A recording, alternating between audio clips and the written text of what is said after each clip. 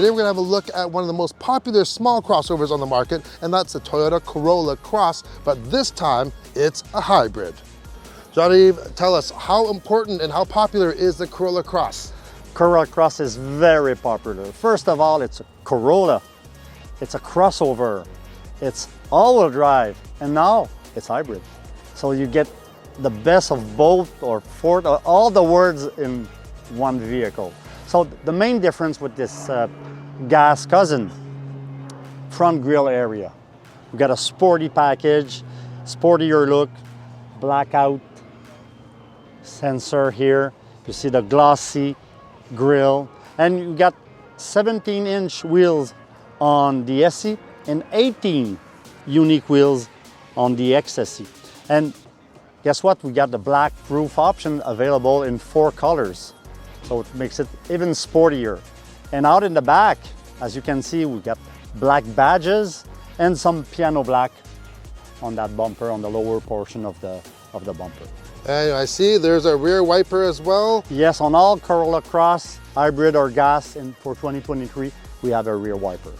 And I know a power lift is available? Yes, on XSE or XLE in the gas version. Is there any compromise in interior cargo capacity being a hybrid over the gas version? It's exactly the same. On the inside, you're gonna get all the goodness of the regular Corolla Cross. So like Jean-Yves says, there's no compromise in size and cargo area just because this is a hybrid. So lots of room in the back. Remember, this is a small crossover. It's not a compact, it's a small vehicle, yet there's still a decent amount of room for passengers in the back. Up front here, plenty of room. We get a standard 7-inch multi-information display here, and it's the same as the regular Corolla Cross, except you have the little EV symbol when we're in EV mode. We were just in there, we're going up a hill right now, it's just turned off. But yeah, just like on all Toyota hybrids. And then off to the right, we have a standard 8-inch infotainment screen. Apple CarPlay and Android Auto comes standard with that as well. The Corolla Cross does not come with a 360 camera, but all Cross hybrids come standard in Canada with heated front seats and a heated steering wheel, which is a big bonus for our Canadian winters. This XSE gets the JBL sound system. You also get the power liftgate on this trim as well. Underneath the hood, it's a 2-liter dynamic force 4-cylinder, and when you match it to the hybrid system in this Corolla Cross hybrid, you get a total of 196 horsepower, so over 25 horsepower more than the standard gas version. And of course, with that, you also get better torque because you get that electric, almost instant torque off the line. You really do feel it. You can hear there is a little bit of a whine. There's an eCVT at play here. But you know what? I said this when we did just a regular gas version. I love the size of this Corolla Cross. And when you get the almost 200 horsepower and the good torque, it's really zippy and quite fun to zip around town in. Perfect for a city car, absolutely. Put all your groceries in there, carry some people around.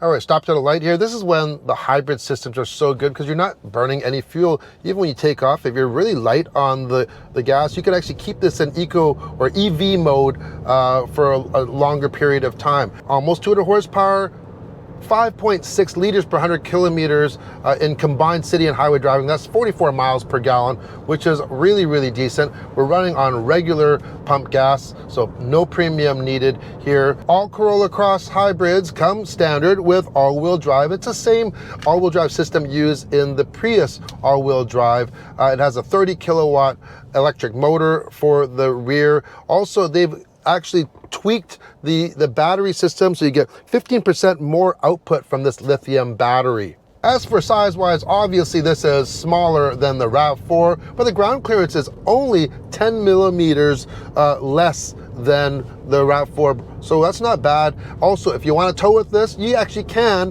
You have a 1,500 pound towing capacity. Handling wise, we get a sport tuned front suspension. The rear gets a double wishbone multi-link setup, also sport tuned. The ride is really supple actually, and because of the sides as well, there's fairly minimal body roll for this SUV. The steering though is quite light, so be aware of that, but it's actually quite welcome when you're driving it in tight quarters like parking lots. Just like the Prius Prime that we just tested not too long ago, this is also equipped with TSS, or Toyota Safety Sense 3.0, that comes standard on all vehicles, and that gives you all your safety aids, as well as dynamic radar, cruise control, blind spot. All of those good things come standard in here.